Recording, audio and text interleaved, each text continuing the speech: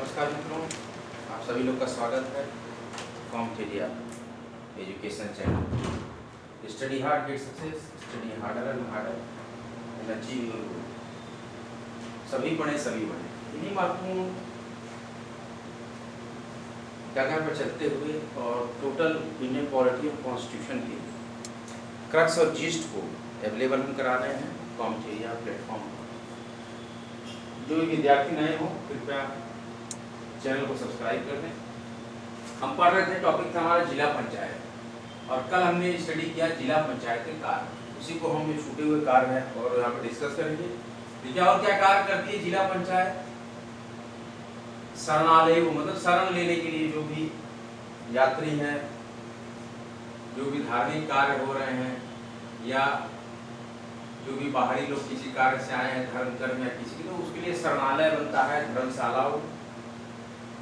और जिनके पास कोई आसरा नहीं है, अनाथ है, तो उनके लिए अनाथालयों का भी निर्माण करती है अपने क्षेत्र में, लेकिन करेगी अनाथालयों का निर्माण करेगी जिला पंचायत अपने क्षेत्र में।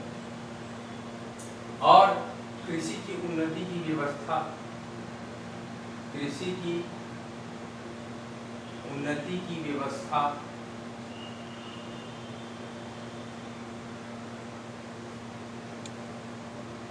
करना तथा रोशनी, उजाला की बात कर रहे हैं, रोशनी, पानी का प्रबंध करना,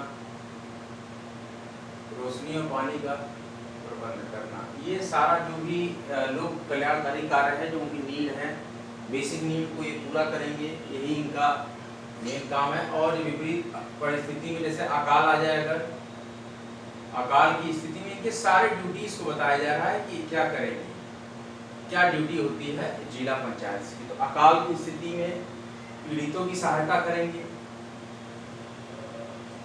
एक ड्यूटी है इनकी।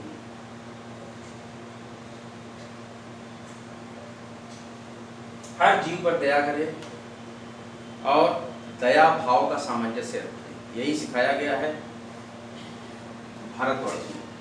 तो अकाल की स्थिति में भी पीड़ितों की सहायता करेगा, यह कर्तव्य जिला पंचायत का।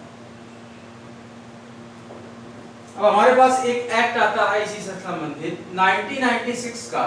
देखिए बहुत इंपॉर्टेंट एक्ट है, जानते होंगे 1996 का पेशा एक्ट। क्या है 1996 का पेशा अधिनियम। पेशा छोटा सा रहेगा, 1996 का पेशा अधिनियम, पेशा एक्ट 1996 कहता है ये भूरिया समिति की सिफारिशों, भूरिया समिति की सिफारिशों को मानते हुए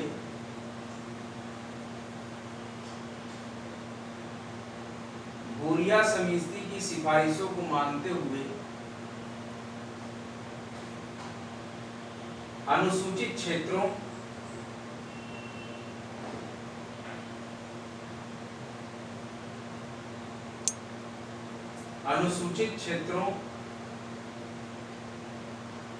के लिए केंद्रीय सूचना, उनके लिए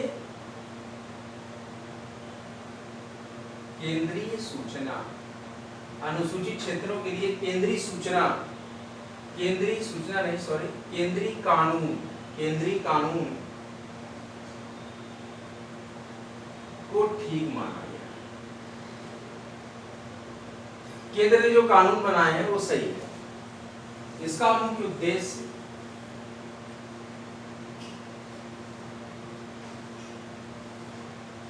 क्या एम है इसका? इसका मुख्य उद्देश्य केंद्रीय कानूनों के,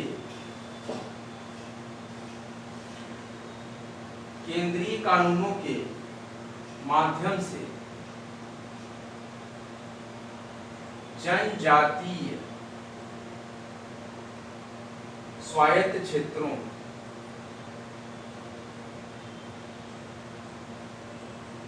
केंद्रीय कानूनों के माध्यम से जनजातीय स्वायत्त क्षेत्रों को विनिर्दिष्ट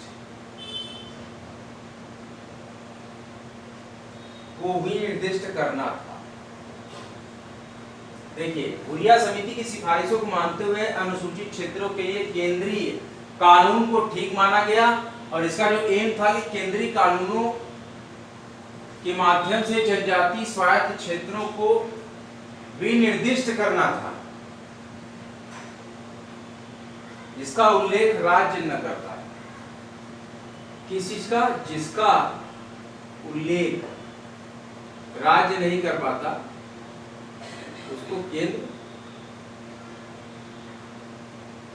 अगर राज्य उसका उल्लेख नहीं कर पाता है तो उसको केंद्र के कानूनों से चलाना, ये आपकी आवश्यकता होगी। ये हमारी हुरिया समिति में सिफारिश की गई।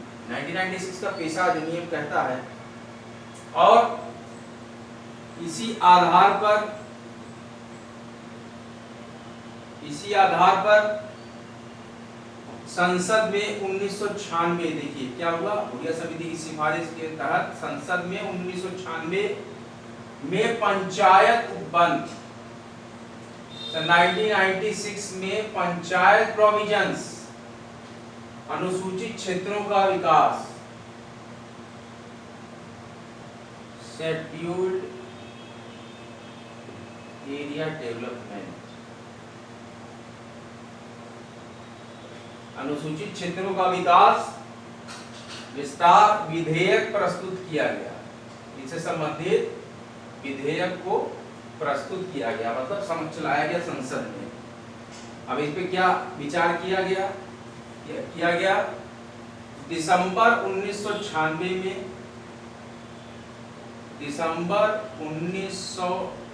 में दोनों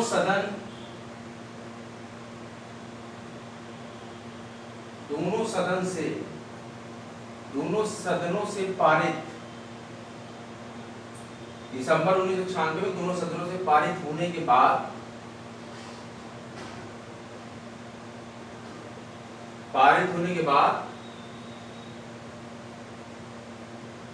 25 दिसंबर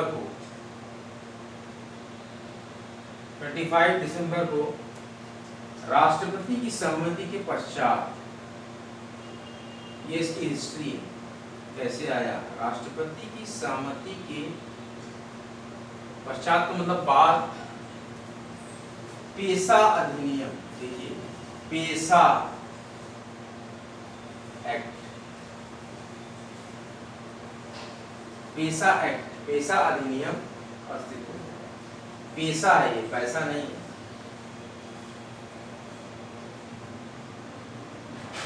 PESA, पेशा अधिनियम अस्तित्व में।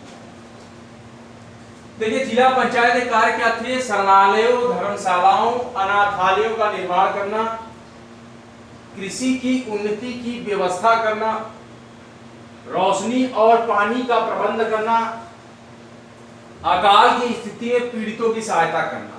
इसके बाद एक महत्वपूर्ण अधिनियम आया, एक्ट आया 1996 का पेशा एक्ट।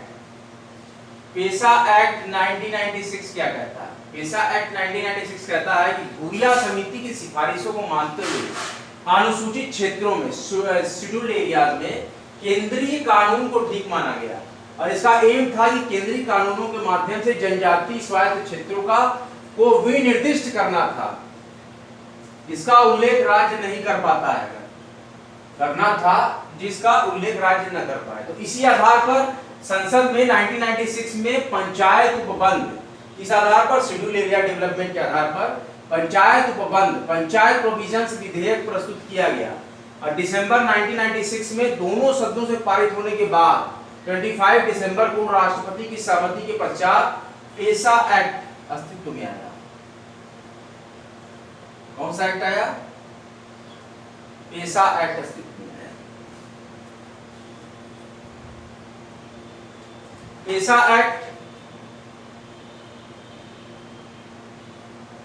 पेशा एक्ट का विस्तार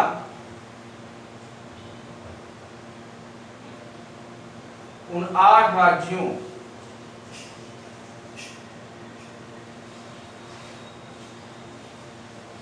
तक संख्या 10 हो गई।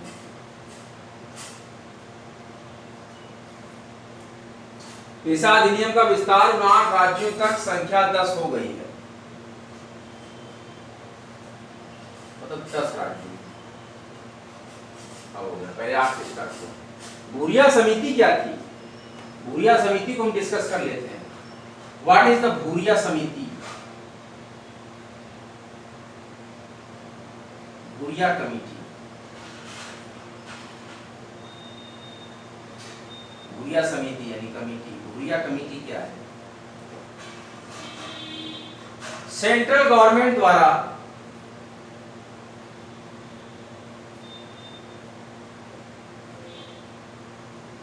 सेंट्रल गवर्नमेंट द्वारा 22 विशेषज्ञ सदस्यों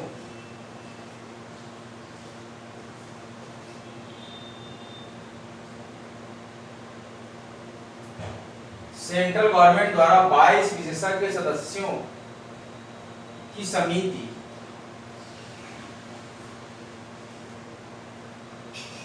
जिसकी अध्यक्षा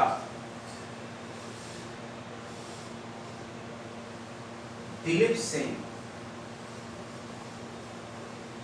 जिसकी अध्यक्षा दिलीप सिंह भूरिया को सौंपी गई। दिलीप सिंह भूरिया, इन्हीं के नाम पे पढ़ा ना, को सौंपी गई।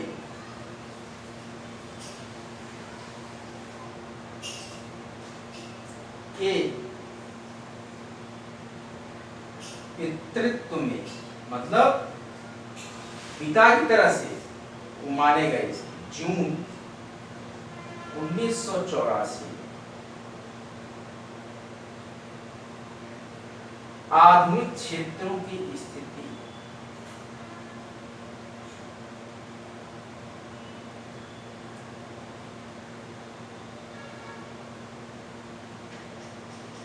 का अध्ययन करने के, मतलब स्टडी करिए आप इस पे, का अध्ययन करने हेतु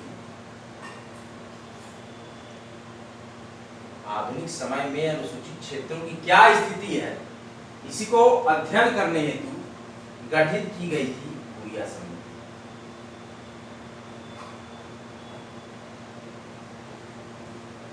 what is the Bhuria committee? Central government द्वारा 22 विशेषज्ञ सदस्यों की समिति जिसकी अध्यक्षा दिलीप सिंह भूरिया को सौंपी गई, के पितृत्व में, मतलब पिता समान थे वो, इसके लिए उन्हीं के नेतृत्व में, उन्हीं के पितृत्व में, मतलब पिता समान, मतलब पिता की तरह वो कार्यवाही और अपनी जिम्मेदारियां निभा रहे थे इस समिति के लिए। तो जून 1984 में आधुनिक क्षेत्रों की स्थिति का अध्ययन करने के लिए गठित की गई भूरिया कमेटी।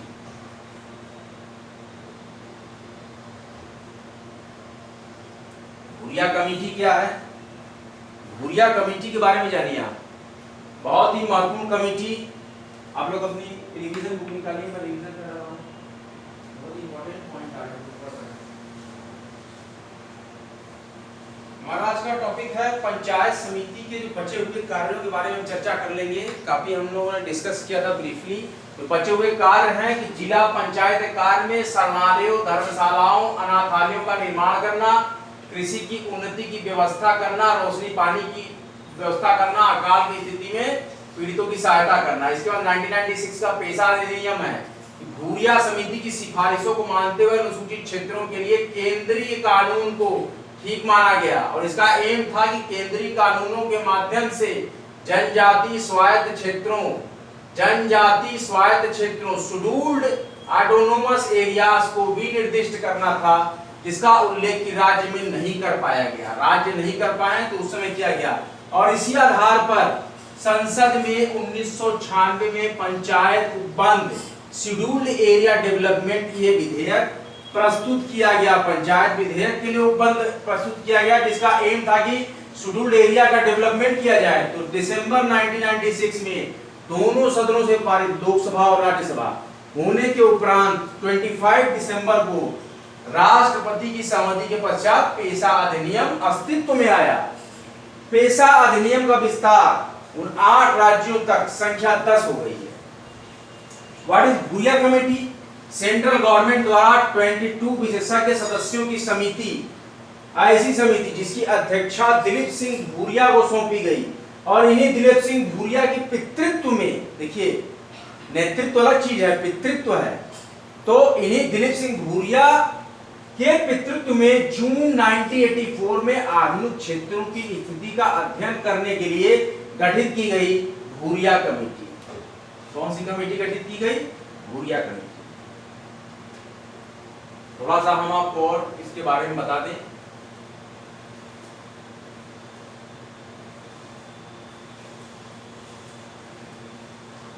बहुत ही इंपॉर्टेंट टॉपिक होते हैं जो कि यूपीएससी में प्राय पूछे जाते हैं। पेशा अधिनियम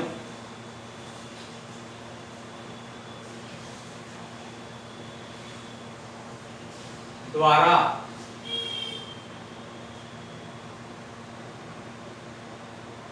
प्राय सभा पंचायतों द्वारा, प्राय सभा पंचायतों द्वारा ग्राम सभा एवं पंचायतों, ग्राम सभा एवं पंचायतों को भी दी गई शक्तियां, को भी क्या कहा जा रहा है, क्या क्या पेशा अधिनियम में शक्तियां ग्रांट की गई है, which type of powers will grant in PESA act. Panchayat, gram panchayat and also gram sabha, सिर्फ जिला पंचायत को दी गई नहीं शक्तियां, पेशा अधिनियम द्वारा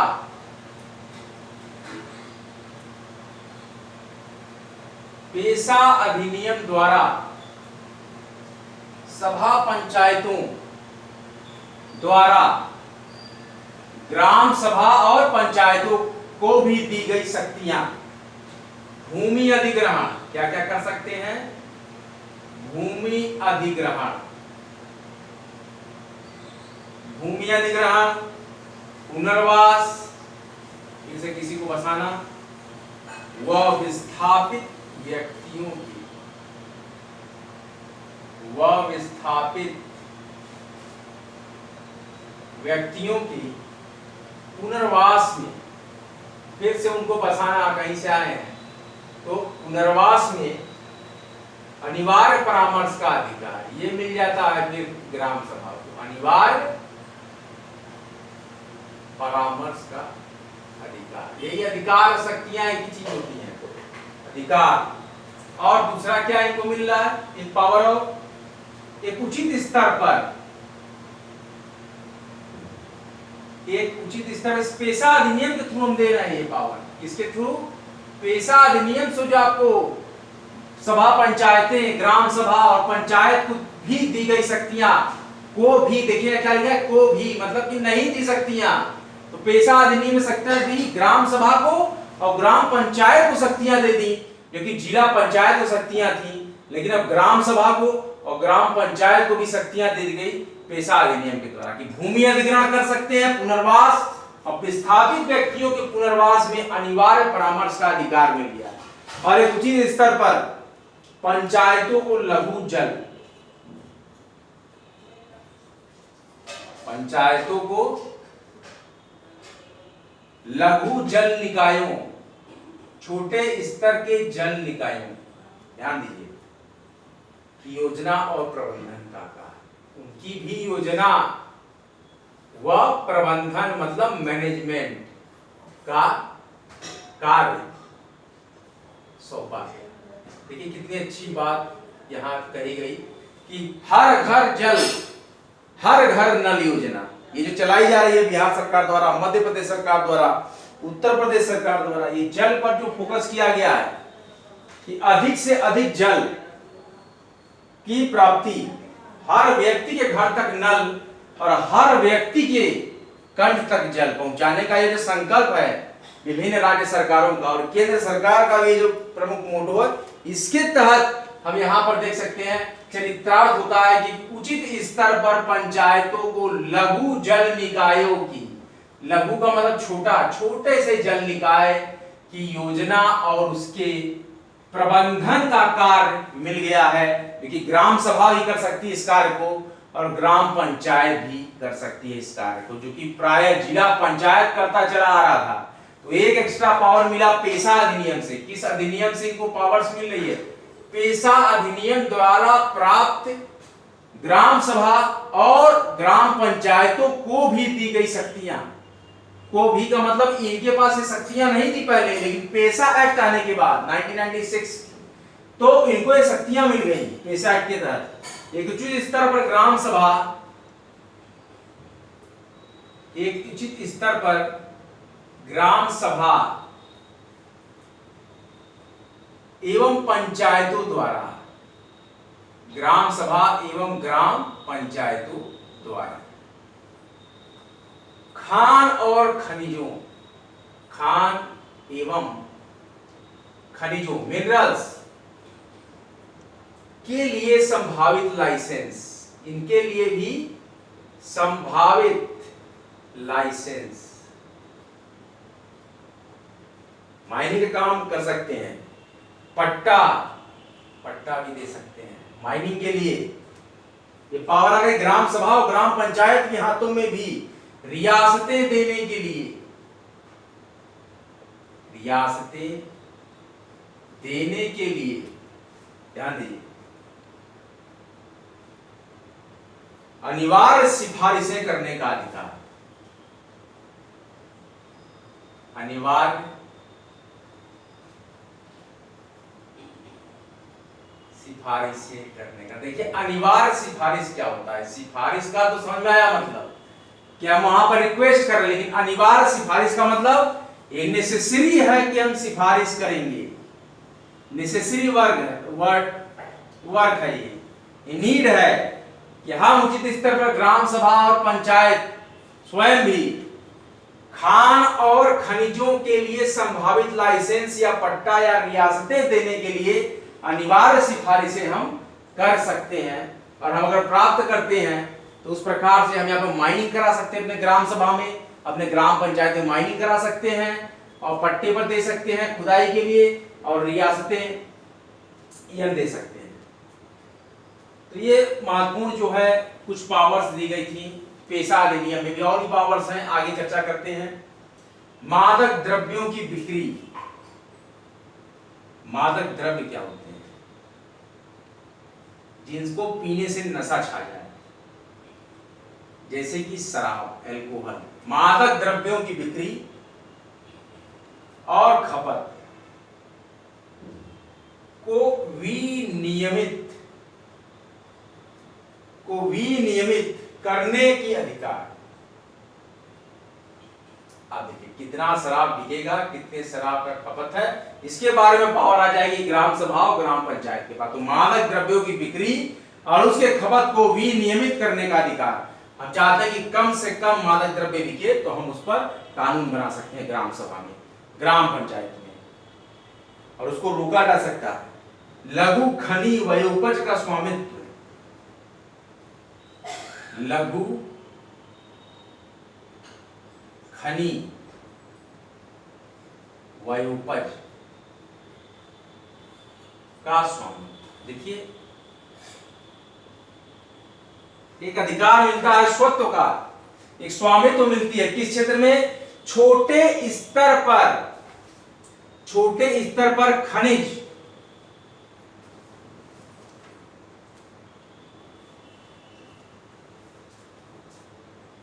और उपज का हमें स्वामित्व मिल जाता है ग्राम सभा को और ग्राम पंचायत। भूमि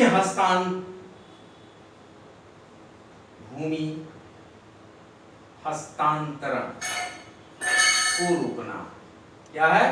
भूमि हस्तांतरण को रोकना व हस्ताक्षरित भूमि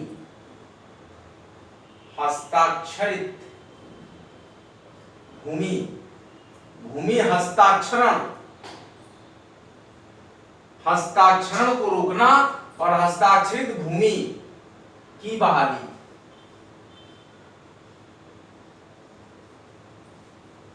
जबरदस्ती अगर आप कोई कार्य करना चाह रहे हैं, हस्ताक्षरण करा रहे हैं भूमि के लिए, तो वो रोक सकती है ग्राम सभा और ग्राम पंचायत, और हस्ताक्षरित भूमि की बहाली कर सकती है। आपसे जबरदस्ती हस्ताक्षरित करा दी गई भूमि, तो ये भी ग्राम सभा और ग्राम पंचायत को पावर्स मिल गई अकॉर्डिंग टू द पेशा एक्ट 1996।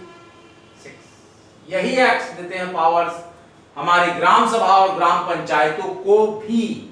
यहाँ पॉइंट है को भी, पहले सिर्फ जिला पंचायत को सारी पावर्स थी। ग्रामीण हाट बाजारों का प्रबंधन भी कर सकता है, ग्रामीण हाट बाजारों का मैनेजमेंट।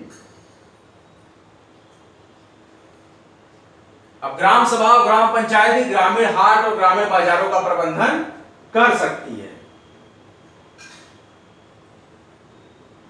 अनुसूचित जनजाति को दिए जाने वाले ऋण पर नियंत्रण, शेड्यूल्ड ट्राइब को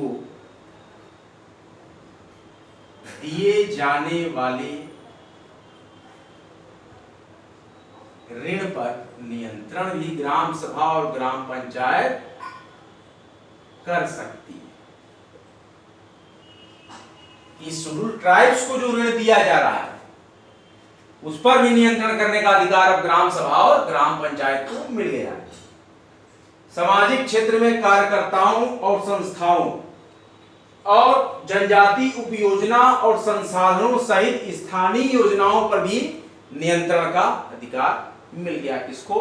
ग्राम सभा और ग्राम पंचायत को। सामाजिक क्षेत्र में कार्यकर्ताओं और संस्थाओं, जनजाति उपयोजना और संसाधनों सहित स्थानीय योजनाओं पर भी नियंत्रण का अधिकार मिल गया ग्राम सभा और ग्राम पंचायत को भी। इस प्रकार से हमने अध्ययन किया पेशा अधिनियम, घूरिया समिति, इस तरह से अन्य बड़े ही महत्वपूर्ण विषयों पर आज अध्ययन किया। अध्ययन का यह सारा आपको कैसा लगा इसको जरूर लिखिएगा, और वीडियो को लाइक कीजिएगा, शेयर कीजिएगा, कॉमेंट को सब्सक्राइब कीजिएगा। इस प्रकार से हमारा आज का लेक्चर रहा। आप बताइए, कमेंट बॉक्स में बताइए इसका एक्सपीरियंस। और देखिए वैकेंसी अपडेट में बता दूं, असिस्टेंट प्रोफेसर यूपी का फार्म आने वाला है। असिस्टेंट प्रोफेसर यूपी का फार्म आने वाला है, बहुत ही जल्द फॉर्म भरे जाएंगे। असिस्टेंट प्रोफेसर उत्तर प्रदेश का फार्म आने वाला है, जो भी विद्यार्थी भरना चाहे भर सकता है। और एमपी में असिस्टेंट प्रोफेसर का फार्म भरा जा रहा है। लेकिन एमपी में असिस्टेंट प्रोफेसर के लिए योग्यता क्या है? या तो एमपी सेट पास हो आप, या तो नेट या जेआरएफ पास हो, और पीएचडी किए हो, इनमें से कोई एक पेपर।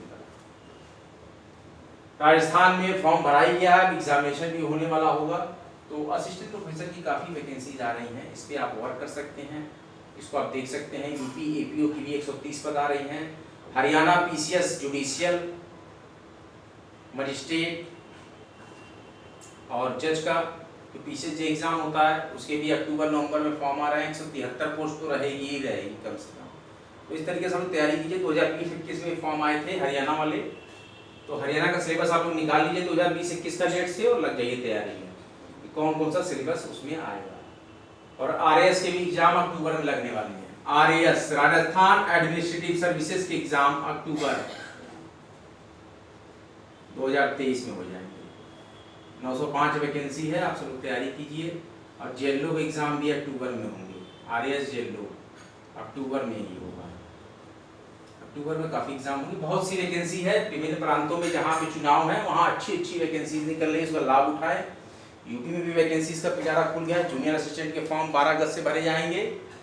और इसी प्रकार से आप 4 अगस्त को उसका नोटिफिकेशन आ गया, उसको भी देख लीजिए जूनियर असिस्टेंट का। यूपी में यूपीपीएससी आरओ की भी वैकेंसी आ रही है। एलटी ग्रेड की तैयारी शिक्षक भर्ती की बहुत से विद्यार्थी कर रहे हैं। अच्छे से एलटी असिस्टेंट टीचर और एलटी प्रवक्ता की तैयारी कीजिए। और इसके साथ ही साथ यूपी प्राइमरी टीचर की भी कोई अपडेट नहीं है, लेकिन वो भी फॉर्म आएगा। बने रहिए, जमे रहिए आपके अपने महत्वपूर्ण चैनल कॉमचेरिया पर। Study hard get success, study harder and achieve free education world wide. और हमारा महत्वपूर्ण टैगलाइन है स्टडी सिलेक्शन तक। स्टडी सिलेक्शन तक स्टडी लेकर ये मानेंगे। और यूपीएससी, पीसीएस, एसएससी हर तरह के वनडे और मेंस एग्जाम और जुडिशरी एग्जाम की तैयारी के लिए आप लाइक करें हाई क्वालिटी कॉन्स्टिट्यूशन के इस जी structures of the NCERT folder को। और आज का लेक्चर यहीं तक, अगला लेक्चर लेकर आपके समक्ष बहुत ही जल्द हाजिर होंगे। तब तक के लिए जय हिंद, जय भारत। वीडियो को लाइक करें, शेयर करें, कॉम्पिटेरिया यूट्यूब चैनल को सब्सक्राइब करें स्टडी सिलेक्शन तक। जय हिंद, जय भारत। सब्सक्राइब कॉम्पिटेरिया।